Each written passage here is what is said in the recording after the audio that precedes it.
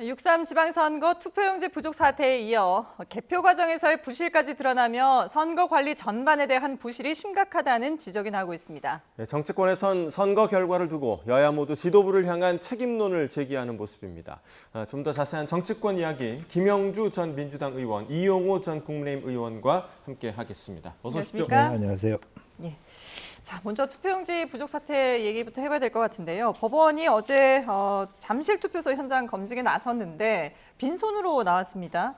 투표용지 보관 상자는 없고 그리고 그 이후에 이제 선관위 해명도 좀 납득이 안 가는 그런 상황인데 어떻게 보셨습니까? 그렇습니다. 사실은 이런 일이 있으면 그 증거 보존이라는 것이 들어갈 수밖에 없을 텐데 좀 아쉬운 거는 행안부가 조금 미리 초기 조치, 첫날 선거 날부터 좀 그런 것들을 공문으로라도 보냈어야 되는데 실제로 그런 상황이 예상됨에도 불구하고 증거 보존에 대한 그 내용이 없다는 이유로 미리 폐기한다라고 하는 것은 안 그래도 국민들의 의혹과 불신들이 많은데 스스로 불신을 더 증폭시키는 그런 계기가 되었다는 면에서 아쉽게 생각하고 사실은 선거 당일 날도 저는 심지어는 출구조사 결과까지도 그 시간에 보내야 될 것인가도 논의했어야 된다고 봅니다. 그 시간대 전체 회의를 통해서 그야말로 9시까지 그런 것을 발표를 넣어줄 게 아니라 좀 과하다 싶을 정도의 국민에 대해서 이렇게 철저하게 가야 되는데도 불구하고 이미 예상된 부분을 가지고 폐기를 시켰다라고 하는 것은 너무 아직까지도 선관위가 제 정신을 못 차리고 있다 그렇게 생각합니다. 예.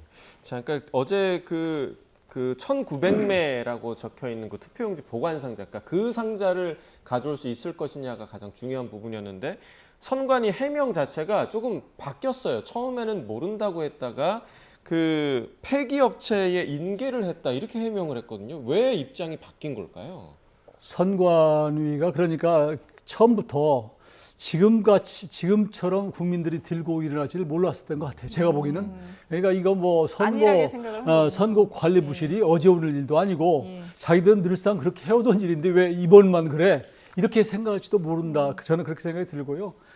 처음에는 그 아마 투표용지가 좀 부족해서 소동이 있었지만 처음에 대통령 사실은 뭐 청와대에서도 이건 선관위 문제다 이렇게 처음부터는 가볍게 봤단 말이에요. 그런 인식. 선관위가 이것도 뭐 좀 제기하겠지만 지네들이 우리를 어떻게 할 건데 이런 생각 때문에 이 서둘러서 그냥 자기들 하는 대로 관행적으로 투표용지도 그냥 폐기시켜버리고 했던 것이 아닌가 싶은데요.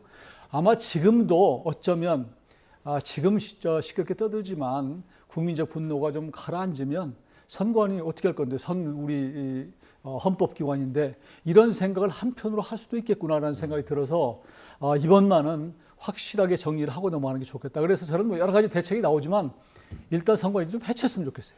아예 해체를 해버리고 다음 총선까지 한 2년 남았잖아요. 그 사이에 새로 신설을 해서 이거 헌법기관이니까 없앨 수는 없는 것이고 대신 어떤 형태로 하는 것이 좋은지를 수기를 해서 좀 새로 이게 신출범을 시키는 이런 게 좋겠고요. 지금 뭐 국정조사해서 다시 지금 지금 그 얼빠진 진짜로 선관위를 대충 다시 수리해서 쓰는 것은 저는 근본적으로 문제가 있다고 보고 일단 직원들도 많이 이제 뭐 열심히 한 사람도 있겠지만 일단은 다 해고를 시키고 해체해서 다시 공무원에서 뽑아서 제대로 모럴 해저드가 없도록 그리고 제대로 이 선거 관리라고 하는 게 얼마나 민주주의에서 중요한가 하는 것을 인식하고 있는 사람들을 새로 뽑아서 국민적 신뢰를 얻는 게 중요하다고 생각합니다. 예.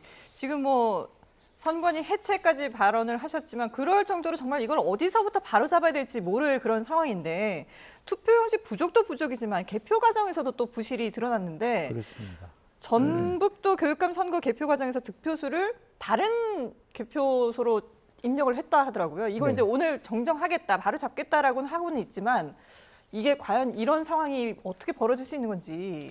그래서 이것은 의문입니다. 어떻게 보면 시스템 부실, 매뉴얼 부재 이런 것을 얘기하고 있지 않은가 싶습니다.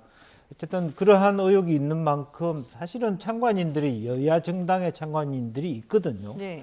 그렇다면 조금 더 폭을 넓게 이런 그 투표수를 입력하는 과정은 누락해도 아무도 모르고 뒤늦게 안다는 건 정말로 안 그래도 국민들이 의혹을 갖고 있는 부분인데 굉장히 그렇죠. 큰 문제입니다. 용지는 뭐 100%다 찍으면 된다고 하더라도 이 문제야말로 진짜 심각한 문제라고 생각하고, 그렇다면 실제적으로 그것은 뭐 블록체인 기반으로 하든 한번 기록되면 누구도 손을 댈 수 없게 한다든지, 기록되기 전에 다른 누군가 동시에 체크하지 않으면 기록이 안 되는 그런 시스템을 만들어야 돼요. 예를 들면 여당 찬관인 야당 찬관인 이 개표소 투표 기입할 때 동의안이 체크가 안 돼 있으면 이거 자체를 더 프로세스할 수 없게 예. 만들어가는 그런 시스템이 있어야 되지 않느냐, 그런 생각이 듭니다. 예. 자, 그리고 이제 서울 올림픽공원 개표소 봉쇄 시위 현장 분위기도 상당히 좀 우려되고 있습니다. 그러니까 이 대통령이 SNS를 통해서 경찰관을 향한 일부 시위대의 모욕과 조롱이 도를 넘어섰다라고 이제 표현하기도 했고, 지금 또 체육시설, 그러니까 올림픽공원의 체육시설들이 상당히 많지 않습니까? 여기 직원들도 지금 출근을 못 하고 있다, 지금 그런 아우성이 들리고 있는 상황인데 하루빨리 좀 방안을 찾아야 될 것 같아요. 어떻게 좀 보세요? 대부분의 거기에 이제 시위하시는 분들은 아마 순수한 마음으로 하리라고 생각해요. 근데 이제 이게 주최하는 단체가 없다 보니까 일부는 또 과격한 사람들이 거기에 이제 함께 할 수 있는 것이고요. 그렇지만 지금 우리가 민주주의를 논하는 그런 시위이고 자리잖아요. 그러니까 선거 그 관리도 중요하지만 민주주의라고 하는 본연은 각자의 역할이 있는 것이고, 본인이 또 그 하고자 하는 의사 표현을 할 수 있지만 다른 사람들의 어떤 뭐 모욕하거나 또 어떤 폭행을 하거나 이런 것들은 민주주의에 반하는 일이기 때문에 스스로 민주주의를 얘기하면서 거기에 맞지 않는 행동을 하는 건 적절치 않다고 보고, 그렇기 때문에 저는 그 하루라도 빨리 이 정부와 정치권이 여기에 지금 모여 있는 사람들에게 납득할 수 있는 해법을 줘야지 이분들이 해산할 거 아니에요. 네. 그런 측면에서 조금 전에도 말씀드렸지만 우선 뭐 해산 뭐 선거를 해체하겠다 정도는 내놓고 조금 시간을 가지면서 대책을 내놓는 것이 어떤가. 그 사이에 이제 국정조사도 하고 특검도 하고 여러 가지 해서 처벌도 하고 이러면서 새로운 역할을 만들어가는, 이것도 저는 방법이라고 생각합니다. 예. 어쨌든 정부와 정치권이 뭔가 빨리 이 시민들을 설득할 수 있는, 납득할 수 있는 그런 방안을 내놔야 된다라고 말씀하셨는데, 오늘 국회 본회의에서 이제 투표용지 부족 사태에 대한 국정조사 요구서가 보고가 됩니다. 그러면 이제 여야가 협의를 나서야 되는데, 사실 이것도 지금 쉽지 않은 과정인 게 국정조사 범위를 어디까지 할 것인가, 그리고 방식은 또 어떻게 할 것인가, 이것도 지금 여야가 생각이 다르거든요. 네. 근데 저는 이 부분은 좀 이 여당이 조금 야당에게 그 역할을 많이 줄 필요가 있겠다라는 생각이 좀 듭니다. 그러니까 실제로 뭐 청와대나 대통령실이 무슨 부정선거를 하려고 이런 일을 만든 것도 아닌 상태이고, 예. 선관위 본인의 어떤 그 헌법기관이라는 것으로 태만하고 잘못된 부분이 있기 때문에 굳이 민주당이 그걸 우리가 주도하겠다고 감싸야 될 이유도 저는 없다고 봅니다. 일정 정도. 그래서 여야 합의로 하고 뭐 6대4 정도 하면 야당이 좀 주도할 수 있도록 그렇게 했으면 좋겠고, 또 하나는 저기 계신 분들에 대해서 국민의힘 의원들이 좀 우리가 국회에서 해결할 테니 좀 이제는 좀 우리한테 맡겨달라, 그런 말씀을 할 필요가 있어요. 그런데 오히려 장동혁 대표가 거기 가서 그걸 더 선동한다는 것은 조금 정말 정통 책임 있는 수권 정당으로서 야당의 역할로서는 제대로 하지 못한다, 그런 아쉬움을 갖고 있고, 민주당도 어쨌든 그런 의미에서 조금 더 이 문제를 빨리 민심을 달래기 위해서는 조금 뭐 그렇다고 야당이 우리가 다 하겠다 이렇게 얘기하는 것도 과한 것이죠. 네. 그래서 일부분은 저건 어떻게 보면 개헌 부분까지도 들어갈 수 있기 그렇죠. 때문에 그것은 사실은 원포인트 개헌까지를 생각하는 좀 여야가 국민에게 이것만이라도 좀 서로 협력해서 하는 모습이라도 보여줬으면 좋겠다는 생각이 듭니다. 예, 선관위의 문제였다라는 공통된 또 인식이 있기 때문에 이 문제와 관련해서는 좀 여야가 공통된 목소리를 냈으면 좋겠다는 생각을 가져보고요. 정치권 소식으로 좀 넘어가 보겠습니다. 정청래 민주당 대표, 어제 국민은 영원하고 정권은 짧다라는 발언을 하기로 했는데 이 발언의 후폭풍이 상당합니다. 준비한 영상 보시고 이야기 이어가겠습니다. 대한민국은 민주공화국이다. 모든 권력은 국민으로부터 나온다. 이 얘기랑 똑같은 얘기인 것 같아요. 혹시 이거 대통령 겨냥한 얘기는 아니에요? 뭐 그게 모르겠죠. 예, 근데 저는 뭐 그렇게까지 그 확대 해석하는 건 좀 그렇고 예. 정치라는 민주당 사람들이 민심은 천심이다. 그리고 민심과 당심을 잘 맞춰가는 게 필요하다라고 보는 거죠.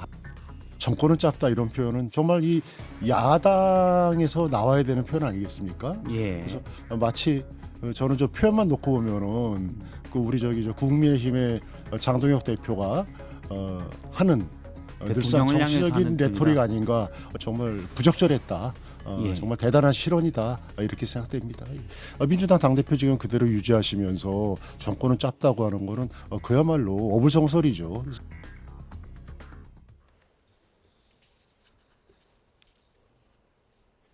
네, 정청래 대표의 발언과 관련된 얘기를 나누기 전에 속보 한 가지 전해드리겠습니다.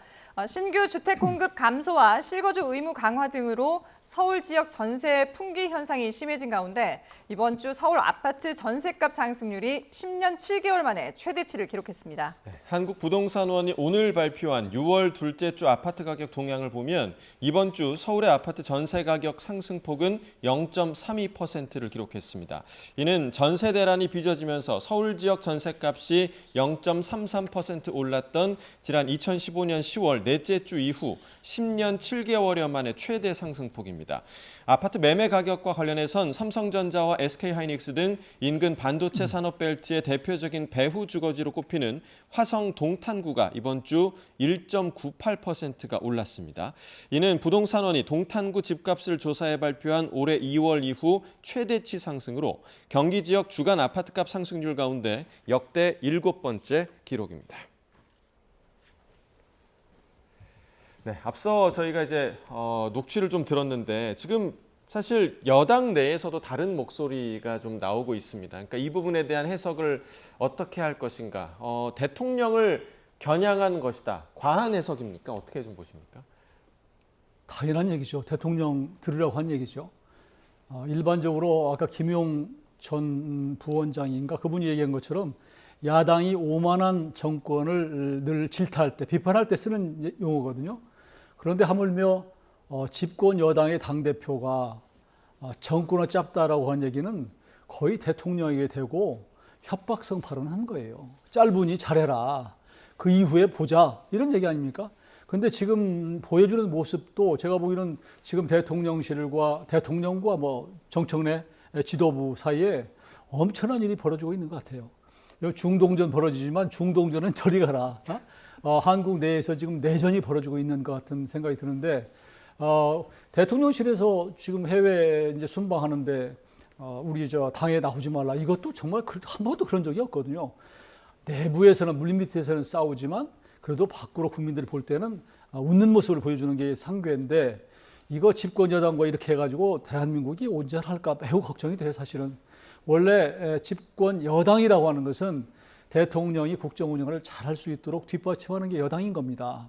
그러니까 때로는 대통령이 좀 불편한 게 있어도 그냥 또 집권 여당이 참고 또 그 나름대로는 뒤에서 국민을 생각해서 해주는 것이 이제 집권 여당의 역할인데 야 저렇게 정권은 짧아 이런 얘기를 하는 것은 정말 저는 그 얘기 들으면서 아주 섬뜩한 생각이 들었는데요. 정청래 대표로 봐서는 사실 김민석 총리를 지금 당대표로 내려보내는 거 아니에요. 아마 역대 우리 현대사에서 총리를 당대표로 내려보내기 위해서 개각하는 거 제가 처음 봐요. 그러니까 국정 운영을 사실 대통령이 명을 받아서 1인 지하 만인 지상이 총리라고 하는데 야 국정 운영을 팽개치고 당대표라고 내려가? 있을 수 없는 거거든요. 거기다 대고 무슨 한성숙 뭐 국무총리 뭐 내정자가 뭐 경제가 또 그러는데 이건 땜질 인사에 불과한 것이고 그렇게 오기까지의 얼마나 정청래 대표와 청와대 간에 감정이 쌓였으면 저럴까. 뭐 최근에 들으니까 뭐 전북에 내려가서 사찰에 내려갔다는 거 아니에요. 그러니까 쌓인 분노 이런 좀 훌륭한 거 아닌가 싶은데 우리 국민들 생각에서 물론 뭐 권력투쟁도 필요한 것이지만 적절하게 좀 했으면 좋겠습니다. 예, 청와대와 당대표 간에 갈등이 있다라고 야당에서는 평가를 했는데 실제 민주당에서는 어떻게 평가를 하세요? 뭐 갈등이 있다는 것을 숨길 수는 없죠. 네. 이제 지방선거 끝나면서 그게 더 증폭돼 왔고 실제로 지방선거 자체가 그런 갈등을 내재하는 듯한 그런 아슬아슬한 행보였는데 사실은 이제 여기서 크게 민주당이 착시 현상을 바로잡아야 될 것이 지방선거 전까지는 다음번 총선과 다음번 대선까지 보수 세력과 국민의힘이 정신을 못 차릴 것이다, 우리를 못 다룰 것이다 라는 부분이 있었기 때문에 내부 갈등들이 심화되는 것을 우리가 볼 수 있었는데, 지금은 이번 지방선거의 결과 자체가 이미 다 따라왔어요. 그래서 따로따로 놀면 완전히 필패다라는 느낌으로 왔기 때문에 예. 한편으로 보면은 정청래 대표도 이재명 대통령 또 무슨 그 대체 불가 이렇게 하면서 이렇게 통합을 얘기할 수밖에 없습니다. 그리고 이제 이 상황에서는 그런 의미에서 정청래 대표의 입지는 줄어들 수밖에 없는데, 아까 말씀이 있었습니다만 대통령도 너무 노골적으로 정청래 대표를 당 대표에 내리기 위해서 아예 표시 나게 김민석 총리를 이렇게 내려보내는 모습도 과한 것이고, 매번 정청래 대표가 대통령 밖에 나갈 때마다 사고를 쳤어요. 오해를 불러일으키는 그런 듯한, 이제 우리 일하자라든지 뭐 계속 서로 간에 앙금이 조금씩 있어 왔거든요. 이럴 때일수록 정말 겸허하게 자기가 누구냐 하면 이재명 대통령의, 이재명 정부의 성공을 제일 앞장서서 이렇게 뒷받침해야 될 입장이잖아요. 네. 근데 그 전에 계속 이재명 다음에 나다라는 걸 자꾸 얘기를 함으로써 긴장관계를 고조시켰단 말이죠. 그래서 매우 잘못된 발언을 하고 있다, 저는 그렇게 봅니다. 예, 알겠습니다. 자, 잠시 국회로 좀 가보겠습니다. 조정식 국회의장과 여야 원내대표가 상견례를 겸한 첫 회동을 진행하고 있는데요. 현장 연결합니다. 네, 어제 국민의힘 새 원내대표로 당선된 정정식 원내대표, 그리고 민주당 한병도 원내대표, 그리고 조정식 국회의장이 이렇게 같이 손을 잡고 기자들에게 포즈를 취하고 있습니다. 네, 또 오전에는 정점식 원내대표와 한병도 원내대표가 만나는 모습을 볼 수 있었고요. 지금 오후 시간 들어서 국회의장을 찾아간 것입니다. 이제 조정식 국회의장도 후반기 국회의장으로 이제 처음 모습을 보이는 것이기 때문에 이 자리에서 어떤 이야기가 오갈 것인가가 주목되고 있고요. 예, 한번 들어볼까요? 그렇게 한번 옮겨.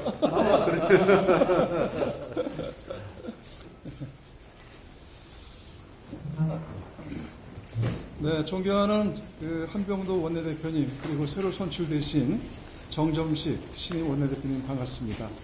네, 그리고 천준호 수석님과 우리 김승수 수석님도 반갑습니다. 취임 후 처음으로 그 양당 원내대표님을 만나 뵙고 그래서 매우 뜻깊게 생각을 합니다. 특히 정정식 원내대표님께 축하의 말씀을 드립니다. 네. 그 정정식 원내대표께서는 풍부한 경험과 경륜을 갖춘 분이며, 또 그를 바탕으로 앞으로 한병도 원내대표님과 함께 후반기 국회 운영과 여야 협의에 큰 역할을 해주실 것으로 기대를 합니다.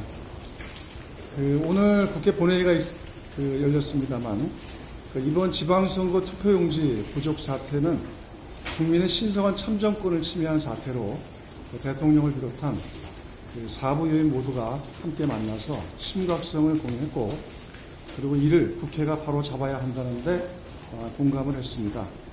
다행히 오늘 본회의에서 여야가 함께 국정조사 요구서 보고 안건을 지체 없이 처리할 수 있게 되어서 두 분 양당 원내대표님께 감사하다는 말씀을 드립니다. 앞으로 신속히 국조특위를 구성을 하고 다음 주 본회의에서 국정조사 계획서를 처리해서 하루라도 빨리 진상규명에 나설 수 있도록 두 분 원내대표님께서 적극적으로 힘을 모아주시기를 이렇게 바랍니다. 그리고 이제 후반기 국회가 시작된 만큼 국민들께 일하는 국회, 그리고 민생을 돌보는 국회를 보여드리기 위해서 무엇보다 원구성이 시급합니다. 두 분 원내대표님들의 아주 뛰어난 역량으로 원구성을 조속히 마무리해 주시기를 당부드립니다.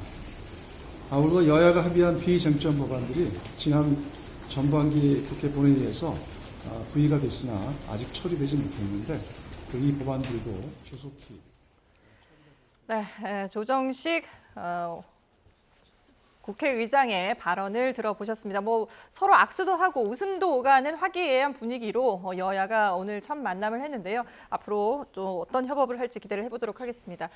그래서 지금 녹취를 듣는 동안에 저희가 또 속보가 들어와서 전해드리겠습니다. 정유미 검사장의 강등과 관련된 인사처분 취소 소송에서 법원이 정유미 검사장의 손을 들어줬습니다. 네, 앞서 정 검사장은 검찰의 지난 대장동 항소 포기에 반발하며 성명에 동참한 바 있는데요. 이에 대해서 지난해 12월 법무부가 검찰 인사를 통해서 이 대검의 검사급인 정유미 검사장을 대전고검 검사로 전보시킨 바가 있습니다. 이에 대해 좌천성 인사 논란이 있었는데 이 부분에 대해서 이제 소송을 제기를 했고요. 그 인사처분 취소 소송에서 서울행정법원이 사실상 강등 인사는 위법이다라는 판단을 내려서 정 검사장이 승소를 했다라는 소식이 들어왔습니다. 관련 소식 추가로 들어온 대로 계속해서 전해드리겠습니다. 예, 앞서서 이제 그 민주당 내부 관계에 대해서 얘기를 하고 있었는데 일단 뭐 당청 간의 갈등은 있어 보이는 건 사실인 것 같고 그게 이제 어느 정도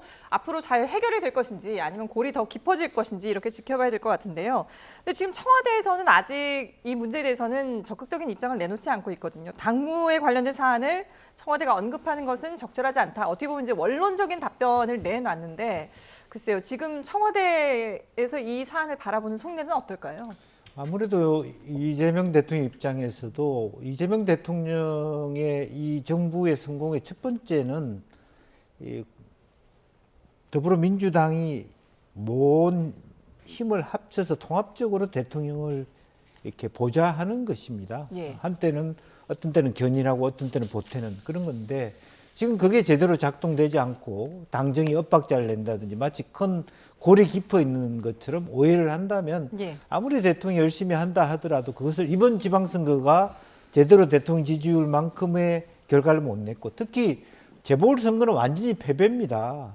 의석 전체로. 대통령한테 중요한 것은 사실은 중요한 의견에 대해서 법으로 표를 구하는 건데 표가 마이너스가 된 거잖아요, 사실은. 그렇다면 전반적으로 빨리 정신을 차려서 대통령을 보좌할 수 있는 그런 부분을 가지는데 아직 그것이 안 되고 긴장 관계가 있고 또 친노 친문 세력들이 밖에서 자꾸 그런 군부를 떼고 있는 것도 뭐 좀 조기에 그런 것을 정리했으면 좋겠다는 것이고 그렇다고 해서 정말 그 대통령이 정치적으로 깊이 있게 당을 관여하기도 어려운 상황이 아니겠습니까? 이제 그런데 기본적으로 당의 흐름들은 조심스럽게 이번 지방선거의 결과를 앞두거라 싶어서 그런지 모르지만 대통령 쪽의 흐름으로 많이 당을 가져가야 되겠다는 흐름이 많이 주도하고 있는 것 같습니다. 예. 자, 어제는 이렇게 이제 논란의 발언을 했던 정청래 대표가 오늘 의원총회에서는 이 대통령의 어록을 소개를 하면서 또 단결을 강조하기도 했는데요. 준비된 영상 함께 보시겠습니다. 대통령 저기 순방 일정 참하신 거 따로 좀 이유가 있으실지. 그리고 저기 대통령 발언 두고 좀 당 안팎에서 불거지고 있어서 대표님 정리되는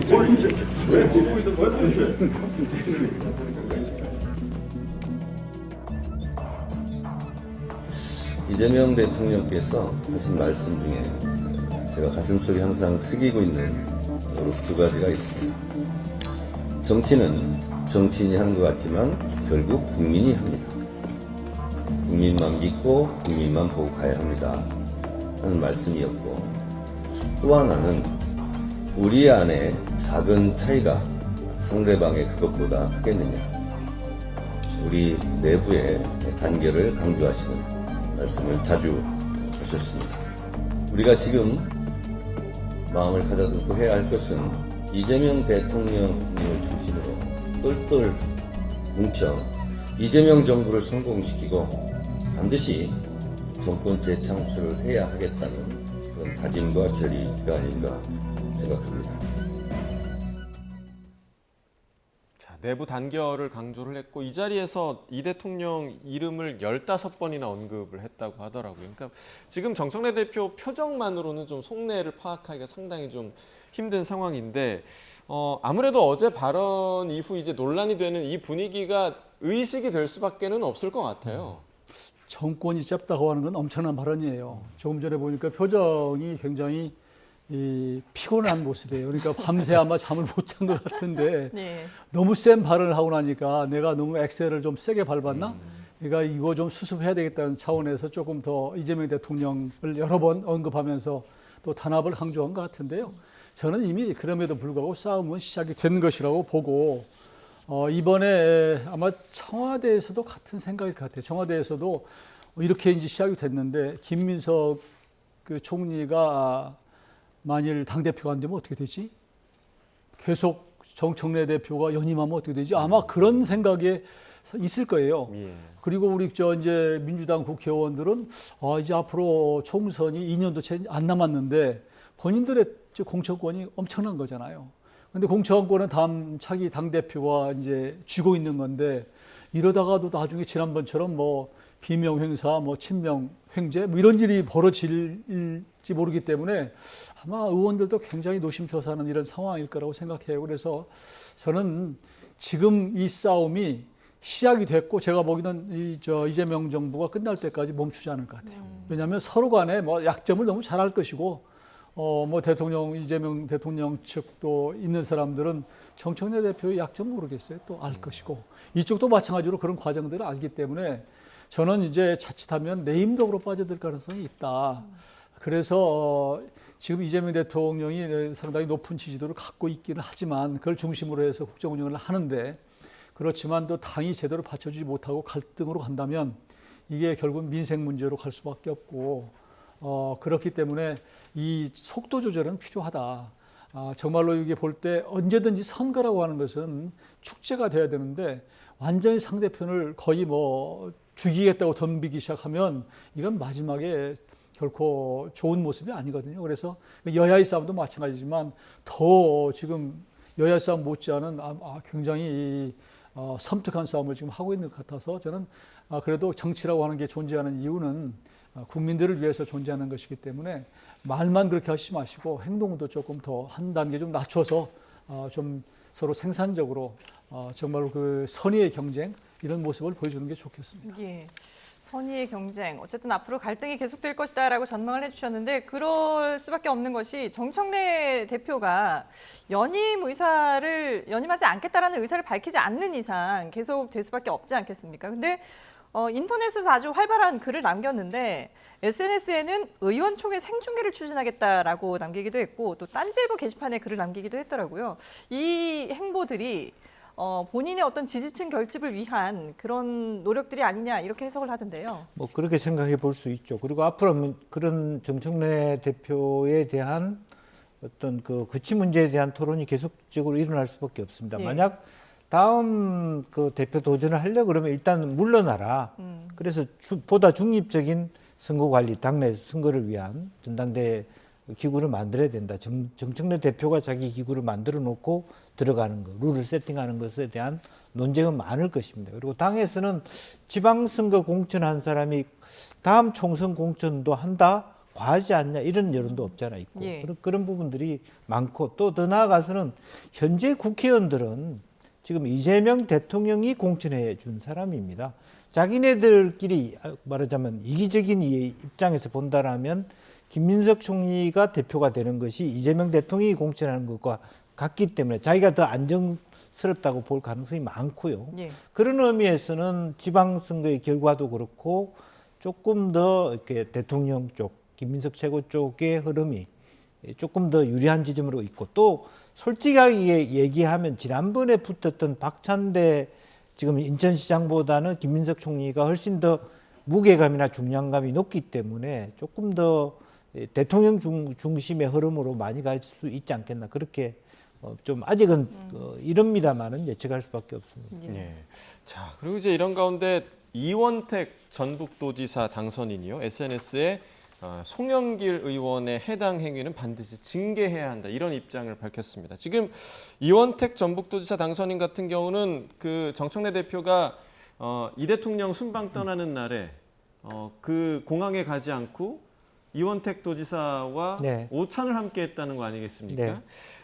그래서 이 메시지는 또 무엇을 뜻하는 것인가라는 그 해석이 또 여러 가지가 나오고 있어요. 네, 이런 것들이 별로 좋지 않은 행태죠. 도지사면 도지사인데 당내 어떤 주요한 대표 경선에 나올 만한 어떤 전 당대표를 상대로 얘기한다라고 하는 것들이 간단한 문제가 아니고, 그렇다면 오히려 정청래 대표를 더 곤혹스럽게 만들 수 있어요. 내려가서 이원택 지사한테 그런 걸 부추긴 거 아니냐, 말하자면. 그러니까 예컨대 그 송영길과 김민석이 한 팀으로 이렇게 힘이 합쳐지는, 즉 송영길은 그나마도 호남 출신이기 때문에 훨씬 더 그 응집력이 강하고, 김민석 후보는 경남 출신이기 때문에 그런 것을 충분히 보완해 줄 수 있는 부분이기 때문에 그걸 깨려고 하는 부분이라고 하는 측면이 있죠. 그래서 예. 그건 매우 조심스러울 필요가 있다 생각이 듭니다. 예. 자, 이런 가운데 지금 또 눈에 띄는 여론조사가 나와서 한번 언급을 해보겠습니다. 6.3 지방선거 이후에 각 당 모두에게 책임론이 불거진 그런 상황인데 어느 당 대표가 최대 패자인지라는 물음을 해봤습니다. 그랬더니 30.3%는 장동혁 국민의힘 대표를 꼽았고요. 25.6%는 정청래 민주당 대표라고 답했습니다. 자, 이 숫자가 어떤 의미를 하고 있는지 일단 야당에서는 어떻게 평가를 하세요? 여론조사라고 하는 것은 국민 여론이니까요. 네, 지금 민심이죠. 오히려 보니까 장동혁 대표가 이번 지방선거에서 패배자다 1위를 네. 차지했는데 거기에 비해서는 정청래 대표가 2위고 제가 봐도 뭐 그런 거 아닌가 싶어요, 사실은. 그렇기 때문에 양당에서 다 책임론이 나오고 있는 것 같기는 한데 저는 정청래 대표를 꼭 옹호할 생각은 없지만 그러나 이번 지방선거는 정청래 대표 혼자 치는 건 아니라고 봐요. 왜냐하면 이번 선거 과정에서 상당 부분은 대통령도 역할을 하신 거거든요. 공소 취소 문제를 사실은 굉장히 급박하게 추진을 해다가 이제 국민의 반발을 쌓아서 그게 선거에 영향을 준 것은 당대표의 책임이지만 그러나 부동산 문제, 예를 들면 일가구 장특권 문제 이런 것들은 대통령이 먼저 제기를 했던 것이고 그리고 또 스타벅스 문제만 해도 대통령께서 굳이 안 나서셔도 될 문제를 SNS에서 강하게 드라이브 거는 바람에 2030들로부터의 반발을 삼는 이런 것들은 대통령의 책임도 좀 있다고 봐요. 제가 보기 제 네. 생각입니다만 그런 측면에서 물론 이제 서울시장을 놓친 것이 정청래 대표로 봐서는 아픈 측면이기는 하지만 그럼에도 불구하고 일부분의 책임은 대통령도 있기 때문에 그래서 장동혁 대표한테 1위를 대준 것이 아닌가. 그 패배. 그래서 일반 국민들은 오히려 장동혁 대표가 이번 지방선거의 어떤 패배에 큰 책임이 있다고 하는 것은 뭐 국민들이 잘 알잖아요. 왜냐하면 그 과정에서 보수가 분열됐고 그리고 장동혁 대표가 당대표로서 역할을 제대로 못했고 공천 과정에서 공천 내용이 있었고 그 바쁜 와중에 또 미국까지 다녀오시느라고 여러 가지 또 뒷말도 나왔고 이런 것들이 다 합쳐져서 결과가 나온 것인데 그럼에도 불구하고 이게 숫자로만 보면 12대 4여서 이긴 것처럼 보이지만 그 4라는 숫자 갖고 객관적 데이터라고 얘기해서는 안 되는 것이고 알다시피 오세훈 서울시장 같은 경우는 장동혁 대표 오히려 각을 세웠을 뿐만 아니라 한 번도 유세에 같이 해본 적이 없단 말이에요. 그럼에도 불구하고 그렇기 때문에 오히려 오세훈 시장 후보가 이긴 것 같고 대구도 쉽게 갈 수 있는 길을 굉장히 어렵게 가게 만든 것은 당 지도부 책임이다. 그래서 그런 측면에서 장동혁 대표가 가장 큰 패배자가 아닌가 이렇게 보는 것인데 여기에 걸맞게 지금 여러 가지 책임론이 나오고 있는데 걸맞는 그 어떤 책임을 지는 모습도 지금은 필요할 때가 아닌가 싶습니다. 예. 여기 여론조사에는 포함되지 않았지만 대통령의 책임도 있다라고 얘기를 했거든요. 어떻게 보세요? 일부 그러니까 그런 그걸 책임이라는 단어로 해야 될지는 모르겠습니다만 오판도 있을 수 있다. 아까 말씀이 있었습니다만. 그러니까 선거 전까지는 서울시에 의외로 부동산 그 의제가 여론조사에 안 잡히는 것 같은 느낌이 있었습니다만 선거 결과는 확실하게 잡혔어요. 한강벨트가 딱 긴장을 나눠졌죠. 하면서 오세훈 그 시장이 당선됐단 말이죠. 그래서 장특공 문제는 국민 전체로 보면 의미 있는 의제고 당연히 꺼낼 수 있는 의제인데 특혜를 주는데 서울시만 놓고서는 굉장히 서울시장을 민주당이 하기에는 굉장히 불리한 의제였던 것만은 사실인 것 같다라는 생각이고 또 하나 이제 그것을 어떻게 정리할지는 모르지만 20대 전반이 민주당을 싫으라 하는 것. 송영길 보궐선거 나온 후보도 그런 얘기죠. 20대가 전혀 내 명함도 나를 모르지 않을 텐데 내 명함도 안 받는다. 그거는 민주당으로서 굉장히 중요한 큰 과제가 돼 있는 겁니다. 그걸 그냥 우리 시대 그러니까 5, 60대 시점으로 그걸 이게 옳다라고 갈 수 있는 문제는 아닌 거 아니냐 그렇게 생각이 들고 아까 저 데이터에 있어서 가장 큰 사실은 패배자는 조국 대표이라고 봅니다. 예. 당 3위로 전체가 나왔었는데, 간판을 예. 내려야 되겠습니다만 예. 그 어떻게 보면 당의 패배에 있어서 결과보다는 장동혁 대표는 사실은 4등이에요. 패배에 있어서 냉정하게 보면 네. 전체 패배에 비해서 30% 책임밖에 없다라고 하는 것은 뭐 이준석 대표도 사실은 이렇다 할 지방선거의 결과치를 예. 못 낸 것도 사실이고 다당제 실험이 거의 다 그대 양당으로 쏠려갈 수밖에 없는 위기라는 거고요. 가장 큰 피해자는 어떻게 보면 조국과 정청래일 수도 있겠다는 생각이 듭니다. 패배자. 예. 자, 이번엔 국민의힘 이야기를 마지막으로 좀 해보겠습니다. 오늘 국민의힘 최고위 회의에서 지방선거 결과에 대한 지도부 책임론을 두고 공개 충돌이 발생했습니다. 당시 상황을 함께 보시겠습니다. 저는 우리 지도부에 정식으로 제안합니다. 우리 모두 사퇴했으면 좋겠습니다. 그리고 다음 지도부를 위해서 미래를 열어줬으면 좋겠습니다. 이상입니다. 역시 그 뭐 철없는 소리를 공개적으로 하는 것은 정치적으로 굉장히 미숙한 것 같습니다.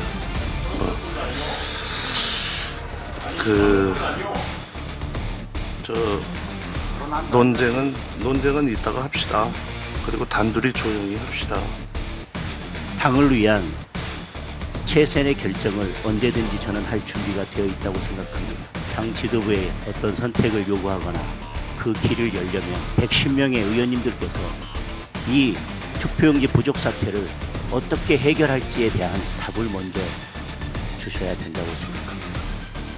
뭐 어린 놈이 뭐 어떻게 이런 이야기는 매우 부적절한 이야기였다고 생각합니다. 저는 매우 필요한 이야기, 제 나름대로는 많은 고민을 해서 소신껏 이야기한 거라고 생각합니다.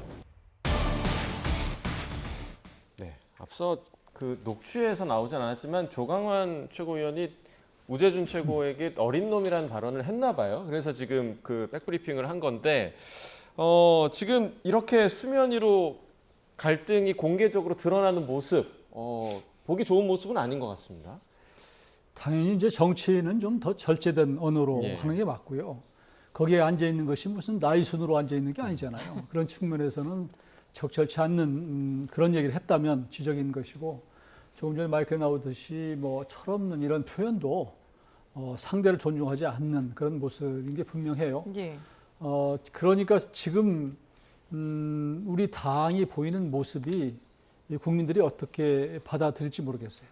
이번 지방선거는 국민의힘이 패배한 겁니다. 사실은 패배했다고 저는 생각하는데 거기에 이제 걸맞는 책임을 어떻게 질 것인가 하는 부분은 본인들이 숙고해서 우리 국민들에게 내놓을 당원들에게 보고할 문제라고 생각을 해요. 근데 자꾸 이게 시간이 갈수록 본인들의 입장을 옹호를 오히려 더 성을 쌓아가는 느낌, 또 아전인수로 해석하는 느낌 이런 것들이 우리 당원과 국민들로부터 점점 멀어지게 한 측면이 있지 않나라는 생각이 들고 이번에 민주당이 그 어떤 전당대회를 앞두고 어떤 뭐 엄청난 지금 권력 투쟁하는 모습을 보이는데 뒤에 숨거나 혹은 뭐 지금 선관위 투표용지 부족 사태 이것 가지고 또 시간을 끌고 하는 것은 적절치 않고요.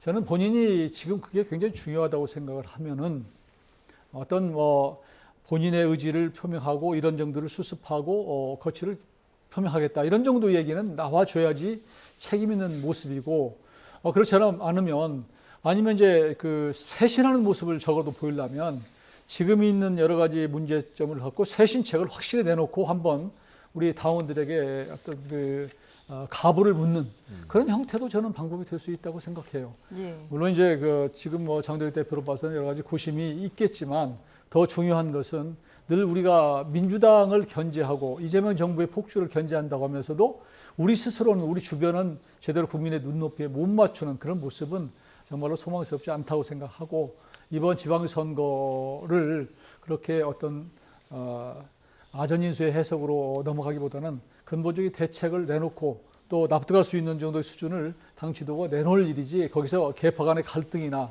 이런 모습으로 자꾸 저렇게 점점 당을 어렵게 만드는 것은 좋아 보이지 않습니다. 예. 어쨌든 장동혁 대표가 결단을 내려야 된다라는 말씀을 해주셨는데요.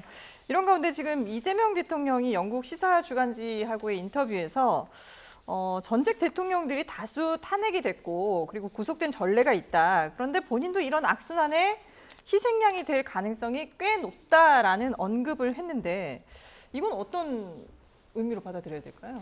대통령께서 그런 말씀을 왜 하셨는지 모르겠는데 원래 이재명 대통령은 대통령이 되기 전에 여러 가지로 기소가 돼서 재판 중이었단 말이에요. 그러니까 이 문제가 계속돼서 대통령 지금은 재판이 중단돼 있지만 퇴임하고 나면은 그런 일이 생길 수도 있는 거죠.